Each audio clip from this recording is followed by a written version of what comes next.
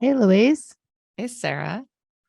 I can't believe how quickly these weeks go now that we are weekly. I feel like we were just discussing Megan's book 2 days Minutes. ago. Yeah, Yeah. minutes ago. But here we are discussing Megan Culhane Galbraith's book, The Guild of the Infant Saviour. It's just so interesting. She's a good writer, it's compelling. It is. Yeah, you and I were just talking about it. She has this way of, kind of using the language to where you're like, oh, that was a flip on something. I didn't realize that that was going to be what it was, or I don't know, just very creative. This part she gets into knowing her birth mother's story, Ursula. Ursula telling her the story of her birth. Mm-hmm. And you know what's right away, what struck me is that the mothers, when they had to go to this place, the Guild of the Infant Saviour, Which let's just yeah, say what that was, which was a charity. yeah. I mean, I kind of was like, really? Is it charity? Because the Catholic Church was getting all these babies.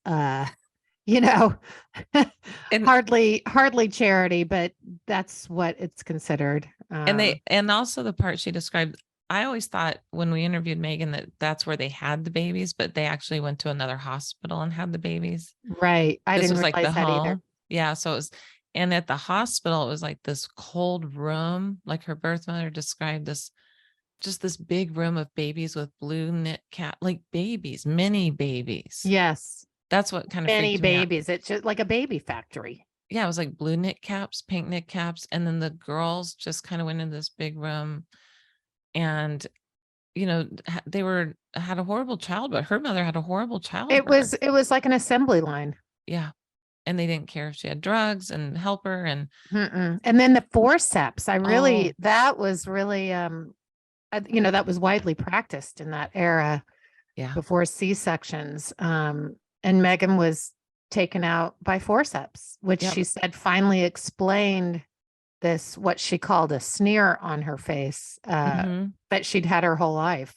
yeah. And they just pulled the baby out, and they also really hurt the birth mother. She was like, that's what I was like, God, childbirth, you and I have both been through it with all the niceties of, modern hospitals. The way she described what happened to her young mother there, and it was so cold, and I don't know. So you have the physical Mhm. trauma coupled with the emotional trauma and the shame and the loss. And I mean, there's just so many layers to it. It really gave me a lot of empathy for Ursula and what they went through in that era, what our birth mothers went through in that era. I mean, I don't think, I don't, they weren't in a home like this, but No, just so cold. The whole thing is just cold and harsh and not loving. And I mean, it's almost like on a farm when when a cow delivers a calf. It's like it just felt very that's how it felt to me. Industrial to Yeah. me. No, and it just and how she and a friend, she was describing Ursula walking around the city with her friend, and what was it? They couldn't hail transportation together or something. They had all these rules. Like they were just these like kept away women, and don't make yourself obvious in the neighborhood. And There, I did a little paragraph I highlighted that struck me was Ursula talking. I remember smells and boredom. We sat around waiting for our babies to be born. No joy in the waiting because we knew we were giving them up. Everybody smoked like chimneys. We sat in a dismal cloud of smoke in the living room on some old couches watching a black and white TV. Everyone's smoking. That reminded me of the What to Expect book of that era, which is, what to take to the hospital, cigarettes and matches if you smoke. I remember reading that years ago. Oh, and she also, and then also there was like some toxic, Lysol. I'm like, Lysol. God, no wonder the Gen X that generation has so many autoimmune disorders. Like cigarette smoke, toxic Lysol. And she gave the lineup of what they'd be watching on TV. Yes, it's just yes. like, you can picture the way she paints the picture. You can picture these young women in this crappy place with beat up couches. And it just like, I literally closed my eyes like, wow, that's a picture that I hadn't thought of, you know? It was very cinematic. Made me think like it could be a good movie, you know? It really could. Another line I highlighted, because this is what Tilda and I did around the time we met, you know, just getting to know each other. She said, Ursula and I smoked cigarettes, drank red wine, and traded stories like we were old friends. Yeah. I'm so glad. And I'm so, that's the part I wish I had. Like, I love that you had that. I think it's so cool, right? That you had that. And also for the birth mother, we always think of it for the adoptee, obviously, but for them to be able to have full circle and see this baby. One thing she said is she kept telling Megan, didn't she tell her she was with her? Like she did, yes. And that's what, you know, Megan said, that it was the beginning of the stories that would never add up, falsehoods disguised as fact, and of memory as a coping mechanism. Yeah. Back then I was simply searching every inch of Ursula's face for some sign of family resemblance. And she was sent off to, she had always thought she had been raised by these nuns for the first few months. And no, it was also sent away. It was very cold because she had hip disorders, and she wasn't really adoptable. Wasn't adoptable. That was another thing that it says, if my legs hadn't healed, if I had limped, the chances of me being unadoptable were high. If that had been the case, she told me, I could have spent my life in an institution.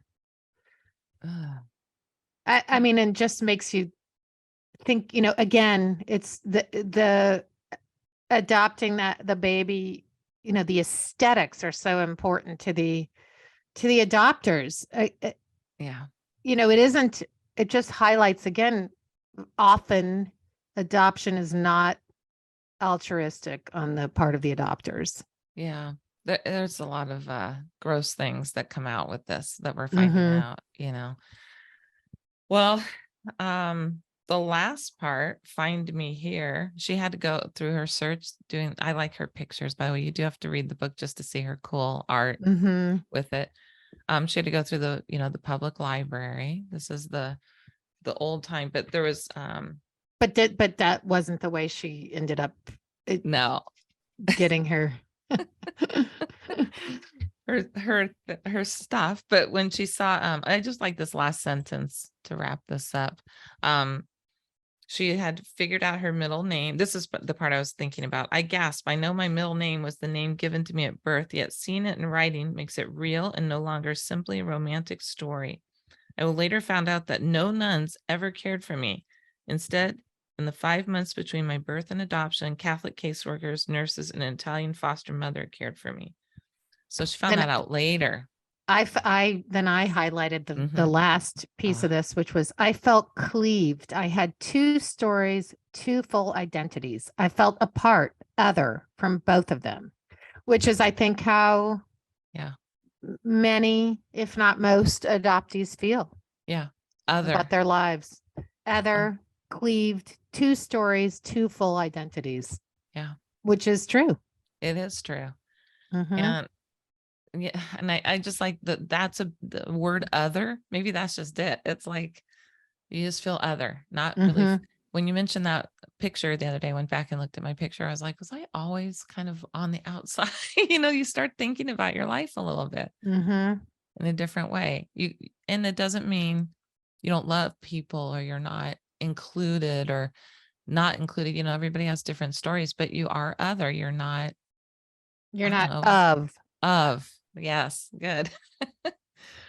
Well, we have a great guest coming. I'm super excited for this one. We've had some just wonderful podcasts lately. Like I re-listened to them and I'm like, this is good. Oh yeah. We re-listen to see if there's any, things we need to cut out, not necessarily content, but just dead spaces or too many or, and then so we need to, yes, we say wow. A lot. We're in awe often. So yes. So getting to re-listen is really Yeah, it's been great. I love hearing being it all over again. weekly.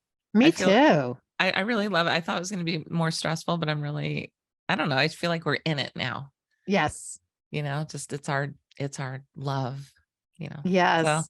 Well, having said that, please, listeners, if you're listening, please yes. hit the subscribe, follow, share, all of those buttons. We really want to reach more adoptees. There's so many out there Yeah. that could use the message. So please do share and subscribe. Yep. All right. Okay, Well, see you in a minute. see you in a minute.